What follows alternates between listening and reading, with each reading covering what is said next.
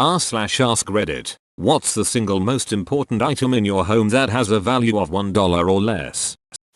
A brown plastic realistic cockroach nicknamed Freddy. We got it over 20 years ago. I don't remember where or why. Maybe a Halloween party? Anyway, my wife and I have been hiding it for each other ever since. It could take months for Freddy to pop up, but he always does. She will find it buried in the sugar pot. I will later find it inside a pair of shoes I rarely wear. It often makes us jump and give a small fright. I'll hear my wife let a surprised gasp, then go, "Oh Freddy." For me, Freddy is a great symbol that our relationship is still solid after all these years. That we still take the time to have fun, to surprise each other.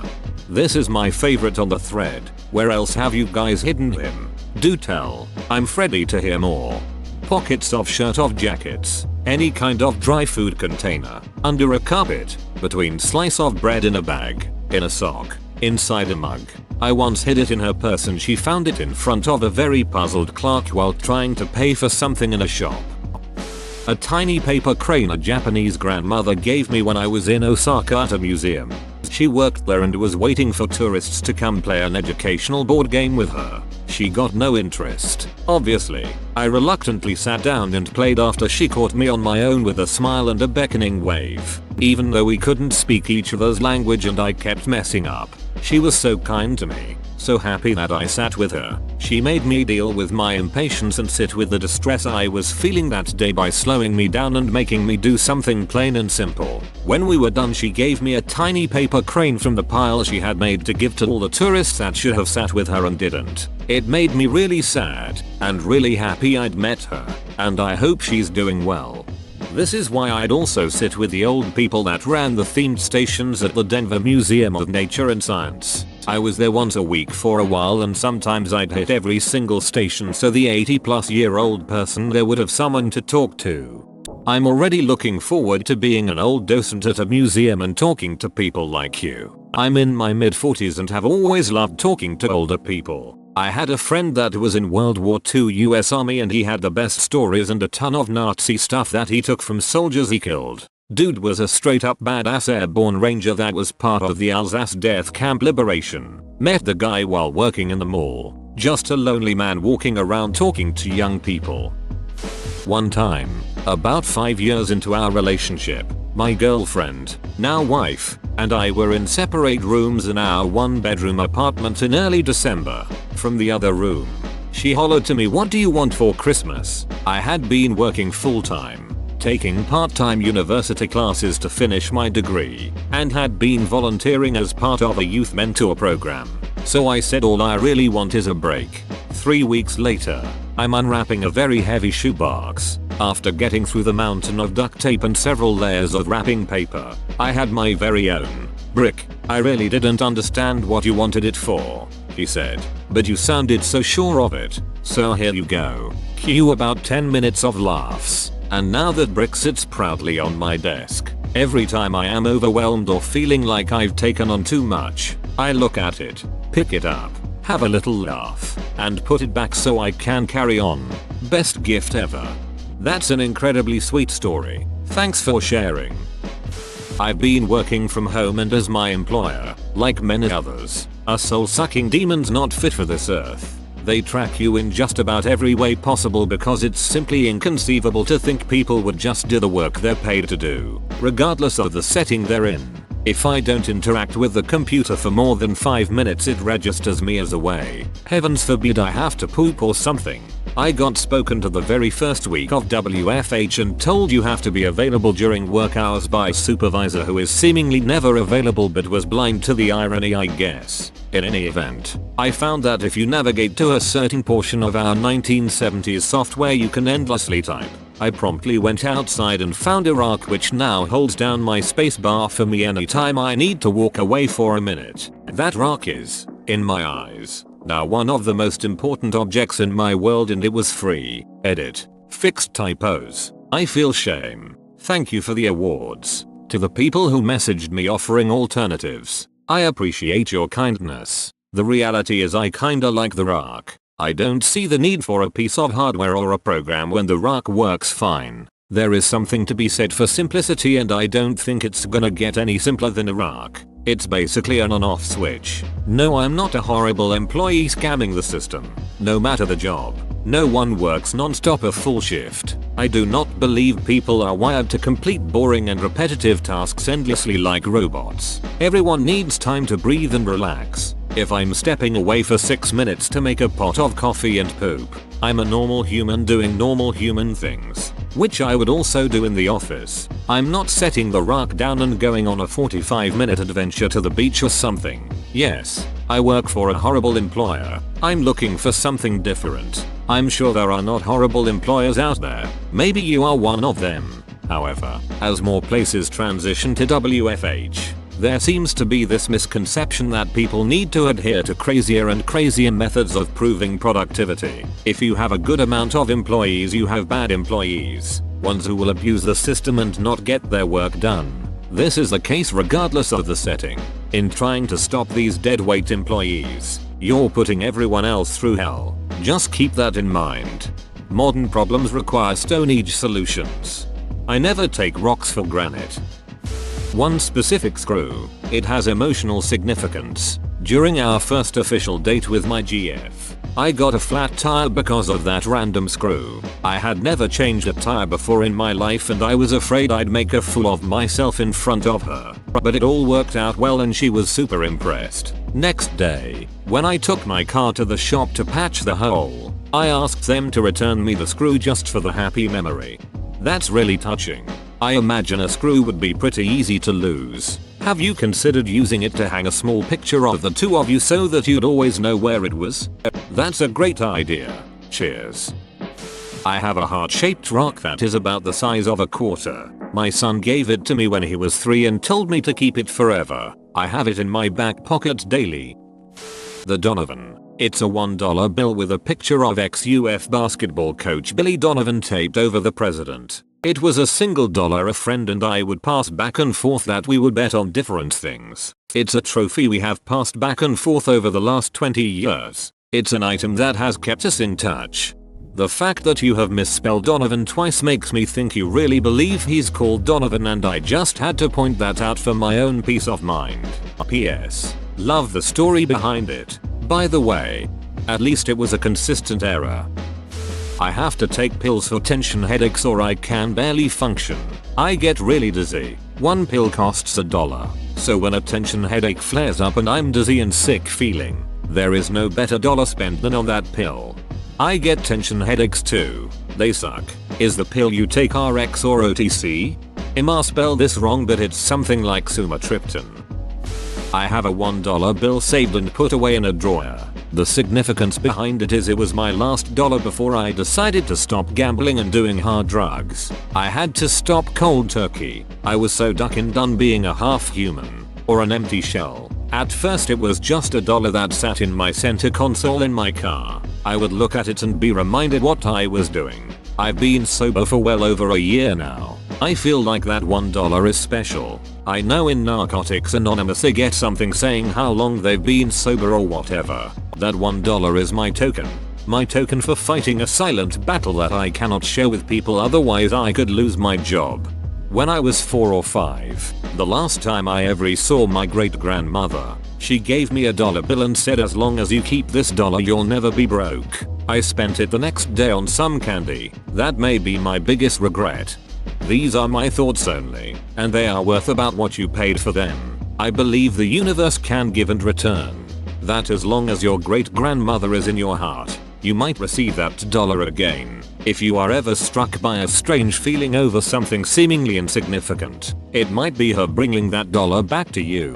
Her gesture touched you with a memory that may last forever. I think she would consider it a dollar well spent. A matchstick. I had a door that was sagging in my house due to the screw over time wearing a larger hole in the wall, and after some research I found a tip that shoving a matchstick with the tip broken off inside, and a dab of glue, could make the hole smaller. That matchstick was worth its weight in gold, so about $1, after it helped me fix a huge annoyance. Alternately toothpicks or a wooden golf tee. My son found a rock on the way home from school and kindergarten. We were walking home through this park we always cut through and he grabbed the rock and fell in love with it. It just looked like mud to me, but who cares, he loved it. When we got home I helped him wash it off in the sink and it was black and kinda bluish. He said it was awesome and then gave it to me. It's one of my most precious things in the world to me. Oh, that's adorable. My stepdaughter loved gifting me rocks. I've kept quite a few. One of my favorites is a rose quartz she actually found on a hike in the mountains. It looked like a regular rock, but after we cleaned it up, I noticed it looked like quartz. I asked my friend, who collects minerals, and she told us what it was. I thought that was just absolutely amazing. I got this complimentary little webcam cover that slides back and forth over the camera lens on my laptop. It's saved me from making a fool of myself on Zoom many times now. I got this goodie bag for participating in this one event, and it had a webcam cover in it. Now every day I thank this little guy for helping me during online classes or just for helping me to keep the privacy. For your information, most Targets have them in the bullseye section for $1. Enjoy. Dad's straw gardening hat. It's torn and worn, but he died 2 years ago and it reminds me of him when I wear it. My dad used to make these wire puzzle toys. I have the wire, and I can make more of them, but the ones he made are priceless. Gang shit, my great grandma always made these for us when we were kids. I couldn't make one, but I run across one here and there and it always makes me smile. Handwritten letters from my grandmother who passed away a few years ago. While it is sad to see her handwriting get progressively worse for each letter at the end, it is nice to have something that was that close to her. I have them stored in a small box and it always goes into our evacuation bag during fire season. The book that my grandma used to read to me, it's worthless, wasn't even listed on Goodreads until I added it. But she died in 2005, the day after my 8th birthday, and remembering her voice reading it is one of the clearest memories I have. I would definitely save it in a fire. What book is it? Cat Crusoe by Mark Burgess, about a sophisticated cat that is shipwrecked and meets a band of giant pirate mice. Mayo. A ratty teddy bear passed down from my much older brothers to me is the only item I have that survived my insane childhood. Sounds like he makes a great billoom. A single post-it note folded into a paper airplane with the words "Will you be my boyfriend?" and 2 checkboxes labeled yes and yes. He's my husband now.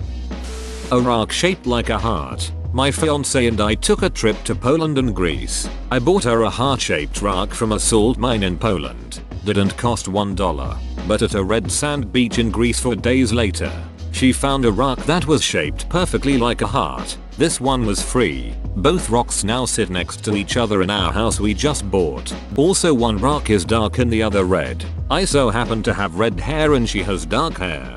She found the red heart rock for free and I bought the salt rock. I got this one for free, so I'm just gonna say this one. A piece of clay. The clay specifically has my dead cat's paw print in it, so I'd say I can answer this with the clay. I have one of those for my dog. I love the vet's offices that do this. I got my dog for free. It's been a rough year, and she's so empathic. She's a total cuddle bug, and a great shoulder to cry on. I got my cat for free. He was born on an alpaca farm. I love him a lot even though he's kind of a jerk sometimes. Nail file with the bit that gets the grit out of your nails. So that is what it's for. I was just making a point of never using it for that in front of anyone in case I was wrong. It just always seemed too convenient to be its true use for some reason. I have a church organ in my house that I got for free when a church in another state couldn't find an organist and gave up the organ. I minored in music in college and am an organist, so it's probably the most important less than $1 item I own. Row, church organs are big things. Where do you put all the pipes? How did you get it into your house? I have so many questions. It's a MIDI organ. It uses a computer and sound samples of a real organ to make sound through my speaker system. However, I do have a few ranks of pipes that we're, my roommate and I, both musicians, going to rig up to let the organ control, to have a real pipe organ. But as of now, pipes not being functional, it is simply a Hauptwerk powered organ.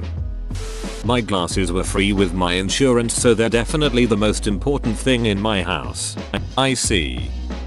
My dog Ziggy. I found him in a box outside of a liquor store. He was 6-week pit bull covered on mange. I took him home, bathed him twice a day every day 4 weeks to get the mange to go away. 4 years later he's the best boy, with a full beautiful coat. A pair of extra long tongs that allow me to turn bacon from a distance so the grease doesn't splatter on me. Cook your bacon in the oven on a sheet tray and you'll never get burned by splattering bacon grease again. Plus it actually stays flat and comes out perfectly crispy. This is a great method for consistently good bacon and bacon for a crowd, but I don't like missing out on the sport of cooking it in a cast iron pan, like motorboats versus sailing. It would probably either be my own life or those cheap charging cables that you can buy in convenience stores. Yeah, one of those two. When I was a very small kid, and we were very poor, my parents bought me a small teddy bear. That teddy bear is now more than 20 years old but is the most precious gift I have. Cheesecloth. It's one of those items that cost next to nothing and you never think you'll use. But my god, do I use a lot of cheesecloth. Like a sort of muslin for draining curds etc. What sort of things do you use it for? I cook a lot. Need to strain stock? Cheesecloth. Need to get rid of lumps in gravy? Cheesecloth. Wanna make gin at home? Why yes, you can do that. Cheesecloth. It can replace string. It can cover wounds. It's wonderful for art projects. Ever wonder what homemade cheese tastes like? Well, grab yourself some cheesecloth and milk and a few other ingredients and be prepared to be completely disappointed in the time you wasted making something that tastes exactly like the stuff you buy at the store. Right now, that's easy. The little green cap on the bottom of my pee bag. I am 61. Was discharged from the hospital on Thanksgiving after surgery to remove my cancerous prostate. I'm home recovering. When I get past the horror and indignity of having a catheter, I am left with my personal utopia of being able to lodge about all day and never have to get up to pee. I can't even tell when I'm going. It appears I am doing it now, as a matter of fact. But, as I quickly leaned, there is a catch. It all hinges on the little green cap. If it is not put back after the contents are drained, there is pee everywhere. It's like a soft rubber version of a Bic pen cap. I cannot imagine it costs more than a dime, but it's really important that I put it back. This is something I found out very quickly. And to all the men reading this, I have been spared the horror of advanced prostate cancer due to early detection. All because I peed in a cup for my doctor. Best Thanksgiving ever. Because I left the ducking hospital. Word to the wise. My mother passed away before my high school graduation. I had just gotten a job out of high school as a support tech for Apple when one of my older colleagues asked if I had $1 as he was practicing origami. I gave him the $1 and let him get to work making whatever he could for me. When my mom passed, as most people do, we symbolize a butterfly as a birth of her spirit keeping with us. Amazing how many butterflies you start to see when you lose a loved one. But at the end of my shift he returned it to me, a perfectly folded butterfly with my $1. I cried very happy tears right to him and still have that $1 15 years later in my wallet with me everywhere. Dude doesn't realize what a treat that was at the time. This huge nail in the wall of my parents' home. It's like jammed in wood a certain way or whatever supposedly, and we can't pull it out. So it's instead used to hold a family picture that holds the most value of them all. A western themed photo of me, my parents and my siblings. No fights, no poor health, nothing. Just a family of 7 with 2 perfectly healthy parents and 5 smiling children whose outside playtime helps them forget about the poverty they live in and the hard times they'll come to endure as adults, not to mention the distancing that will eventually tear the 4 of them apart. It's sort of used as the spotlight of the house. At this moment, it's being used to hold a photo of my uncle who died a week before Christmas last year. He was sort of a family glue. My cat was free and I doubt anyone would pay money for it, but it means a lot to me. It's probably not as good as other people's, but I think that mine would be my cat's collar. I got it at a Dollar Tree, and I think he looks very handsome and it's a good way of telling people that he's got an owner. Before he had a collar, I've been worried that people would try to take him, thinking he's a stray. The collar is getting a bit worn now, because, you know, Dollar Tree, so I think soon I'll upgrade it. But for now, I'm grateful for that sparkly red collar. Small container of crazy glue. Kid broke a toy, no problem. Crazy glue. That shit indirectly fixes tears. Man. Ducking tears. Beside table has a broken leg. Duck it. Crazy glue. Wife's favorite ornament fell and broke in a few pieces. You guessed it, mother duckers. Crazy glue. Got a nasty cut? Well, I'd use a bandage. But people with more balls most likely use crazy glue. Duct tape is runner up. Although for $1 or less you may have to settle with the cheap knockoff called duct tape. My Greyhound. Didn't cost a penny and improves my life immeasurably.